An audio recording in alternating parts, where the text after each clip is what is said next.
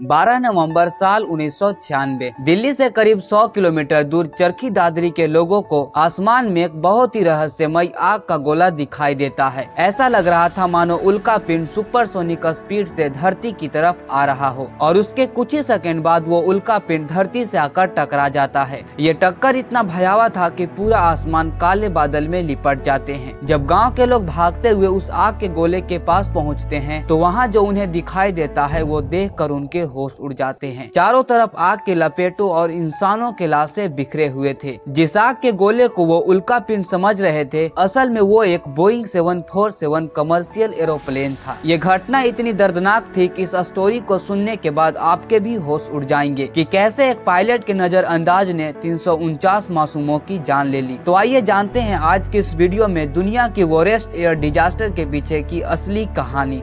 12 नवंबर साल 1996 दिल्ली की Indira Gandhi international airport से सऊदी अरब एयरलाइन की फ्लाइट 763 शाम के करीब 6:32 पर सऊदी के दहरान इंटरनेशनल एयरपोर्ट के लिए उड़ान भरता है। ये एक बोइंग 747 कमर्शियल एरोप्लेन था जिसमें 289 पैसेंजर सहित 23 क्रू मेंबर सवार थे, जिसमें से 215 भारतीय नागरिक थे जो सऊदी अरब में ब्लू कॉलर वर्कर के रूप में काम करने जा रहे थे। इसके अलावा इस प्लेन में 40 नेपाली और 3 अमेरिकी नागरिक भी सवार थे। इस प्लेन के कैप्टन 44 वर्षीय खालिद अल सुबैली थे, जिन्हें 9,837 घंटों का फ्लाइट एक्सपीरियंस था। वहीं फर्स्ट ऑफिसर 37 वर्षीय नाजिर खान थे। ये प्लेन अपने नियमानुसार दिल्ली से दहरान जा रही थी और ठीक इसी टाइम ही एक कजाकिस्तान एयरलाइन की फ्लाइट 1907 कजाकिस्तान के चिमकेंट एयरपोर्ट से दिल्ली की तरफ आ रही थी। ये एक इल्यूसिन 760 एरोप्लेन था जिसको सोवियत यूनियन ने वैसे तो मिलिट्री एयरक्राफ्ट के तौर पर बनाया था, लेकिन सोवियत के पतन के बाद इसे मॉडिफाई करके इसका उपयोग कमर्शियल एरोप्लेन के रूप में किया जाने लगा था। ये एक चार्टर प्लेन था जिसमें 27 पैसेंजर सहित 10 क्रू मेंबर सवार थे। इस प्लेन के कैप्टन 44 वर्षीय अलेक्जेंडर थे, जिन्हें 9,229 घंटों का फ्लाइट एक्सपीरियंस था। वहीं फर्स्ट ऑफिसर 37 वर्षीय एमेप थे। इस फ्लाइट में एक अलग से रेडियो ऑपरेटर एगोर रैप भी शामिल थे और ये प्लेन भी उसी टाइम दिल्ली की तरफ आ रही थी। अब यहाँ पर दिक्कत ये थी कि ये दोनों प्लेन एक ही एयरवे पर एक दूसरे के अपोजिट डायरेक्शन में उड़ रहे थे। इन दोनों जहाजों को कंट्रोल करने की ड्यूटी दिल्ली एयरपोर्ट के एटीसी कंट्रोलर वीके दत्ता को दी गई थी, जो दिल्ली एयरपोर्ट के 110 किलोमीटर के रेडियस में आने जाने वाले सभी प्लेन्स को हैंडल कर रहे थे। टेक ऑफ करते ही सऊदी वाले प्लेन को 10,000 फीट की ऊंचाई पर उड़ने की परमिशन दी जाती है और 6:34 पर दत्ता कजाक वाले प्लेन को भी 15,000 फीट की ऊंचाई तक उड़ने की परमिशन देते हैं, जो अभी दिल्ली एयरपोर्ट से 137 किलोमीटर दूर था। इसके 2 मिनट बाद 6:36 पर दत्ता सऊदी वाले प्लेन को मैक्सिमम 14,000 फीट की ऊंचाई तक जाने की परमिशन देते हैं और उन्हें अपनी वही पोजीशन को बनाए रखने को कहते हैं, क्योंकि दत्ता को पता था कि 15,000 फीट की ऊंचाई पर कजाक वाला प्लेन भी आ रहा है। अब यहाँ पर दिक्कत ये थी कि उस समय प्लेन्स में कोई भी ऐसा रडार सिस्टम नहीं लगा होता था जिससे एक प्लेन का पायलट दूसरे प्लेन को देख सके। इसीलिए पायलट को एयर ट्रैफिक इंफॉर्मेशन के लिए पूरी तरह से एटीसी पर निर्भर रहना पड़ता था। इसके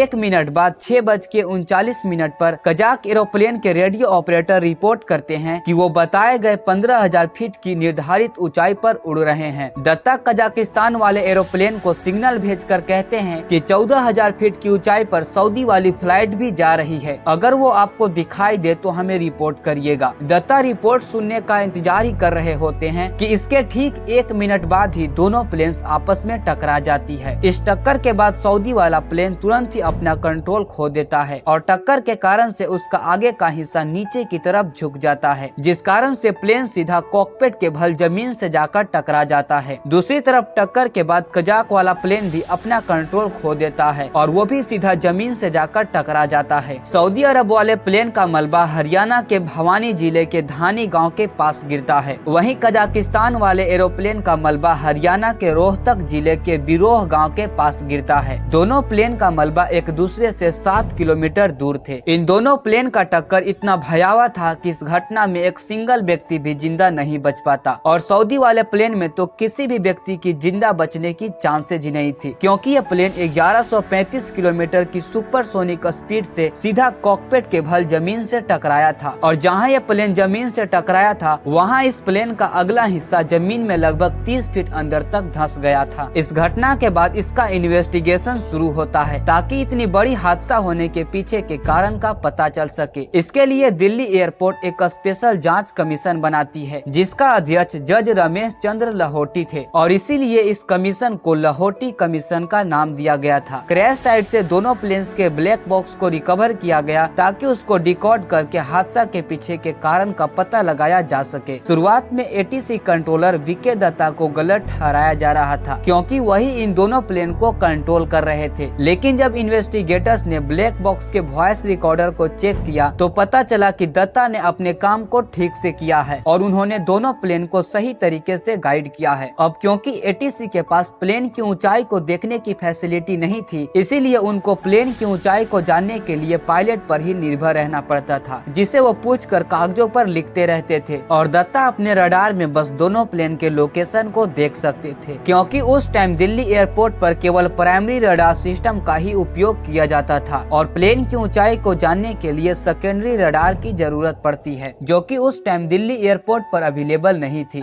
जब इन्वेस्टिगेटर्स ने दोनों प्लेन के ब्लैक बॉक्स को स्टडी किया तो पता चला कि मेन गलती कजाक वाले एरोप्लेन की थी। दरअसल जब सऊदी वाले प्लेन को 14,000 फीट की ऊंचाई पर उड़ने को कहा गया था तो उन्होंने इसका पालन किया था, लेकिन जब कजाक वाले प्लेन को 15,000 फीट की ऊंचाई तक उड़ने को कहा गया था फिर भी वो बिना परमिशन के 14,000 फीट तक नीचे उतर गए थे। इस इन्वेस्टिगेशन के दौरान इन्वेस्टिगेटर्स को एक और भी अजीब बात का पता चला। दरअसल सऊदी वाले एरोप्लेन के पायलट का कॉन्टेक्ट डायरेक्ट एटीसी से था, तो वहीं कजाक एरोप्लेन में एटीसी की बात एक स्पेशल रेडियो ऑपरेटर से हो रही थी क्योंकि इल्यूसिन 760D एक मिलिट्री एयरक्राफ्ट था, इसीलिए इसके कॉकपिट में रेडियो ऑपरेटर के लिए एक अलग से जगह बनाई गई थी और रेडियो ऑपरेटर पायलट के जस्ट पीछे बैठे होते थे। अब दिक्कत ये थी कि रेडियो ऑपरेटर के पास कोई भी अलग से अल्टीमीटर नहीं थी जिससे कि वो प्लेन की ऊंचाई को लगातार देख सके, इसीलिए उनको प्लेन की ऊंचाई को पता करने के लिए बार बार पायलट के इंस्ट्रूमेंट पर झांक कर देखना पड़ता था। प्लेन के क्रैश होने के ठीक 2 मिनट पहले जब कजाक रेडियो ऑपरेटर ने एटीसी को बताया था कि वो 15,000 फीट की ऊंचाई पर उड़ रहे हैं, तब असल में वो 16,348 फीट की ऊंचाई पर उड़ रहे थे। और जब दत्ता ने रेडियो ऑपरेटर को बताया था कि सऊदी प्लेन उसी रास्ते में 8 माइल दूर है, तब कजाक के पायलट ने उसका मतलब ये समझ लिया था कि उन्हें 14,000 फीट की ऊंचाई पर ही उड़ते रहना है। अब क्योंकि रेडियो ऑपरेटर रैप को सामने का अल्टीमीटर साफ दिखाई नहीं दे रहा था, इसीलिए उन्होंने मान लिया था कि वो 15,000 फीट की ऊंचाई पर ही उड़ रहे हैं, लेकिन असल में वो उस वक्त 14,000 फीट की ऊंचाई पर उड़ रहे थे। और जब कजाकिस्तान वाले प्लेन के रेडियो ऑपरेटर को ये समझ आया कि वो निर्धारित ऊंचाई से काफी नीचे उतर चुके हैं, तब उन्होंने पायलट को कहा कि तुरंत प्लेन को 15,000 फीट की ऊंचाई पर ले चलो, लेकिन तब तक बहुत देर हो चुकी थी। इन्वेस्टिगेशन में ये भी सामने आया कि पायलट को इंग्लिश उतनी अच्छी नहीं आती थी, इसीलिए कई बार वो गलत डिसीजन ले रहे थे। इन्वेस्टिगेटर्स के अनुसार इस प्लेन के हादसा के पीछे एक और भी बड़ा कारण था और वो था दिल्ली एयरपोर्ट पर एक ही एयर कॉरिडोर का होना। एयर कॉरिडोर एक तरह से एयरलाइन होते हैं, जैसे कि जमीन पर गाड़ियों के लिए सड़कें होती है। जमीन पर जैसे आने जाने वाली गाड़ियों के लिए अलग अलग सड़कें होती है, ठीक उसी तरह से प्लेन के आने जाने के लिए भी अलग अलग एयर कॉरिडोर बनाई जाती है और हर एयरपोर्ट पर प्लेन के टेक ऑफ और लैंडिंग के लिए अलग अलग एयर कॉरिडोर होते हैं। लेकिन उस टाइम दिल्ली एयरपोर्ट पर केवल एक ही एयर कॉरिडोर था और बाकी के सभी कॉरिडोर को इंडियन एयरफोर्स ने अपने यूज में ले रखे थे। इस घटना के बाद सभी प्लेन में air traffic collision avoidance system लगाना अनिवार्य कर दिया गया, जो प्लेन के रास्ते में आने वाली सभी प्लेन की जानकारी पायलट को दे देता है। और दिल्ली एयरपोर्ट पर सेकेंडरी रडार सिस्टम को लगाया गया और दुनिया भर के सभी पायलटों को अंग्रेजी सीखना अनिवार्य कर दिया गया ताकि भविष्य में इस तरह की भयानक घटनाओं से बचा जा सके।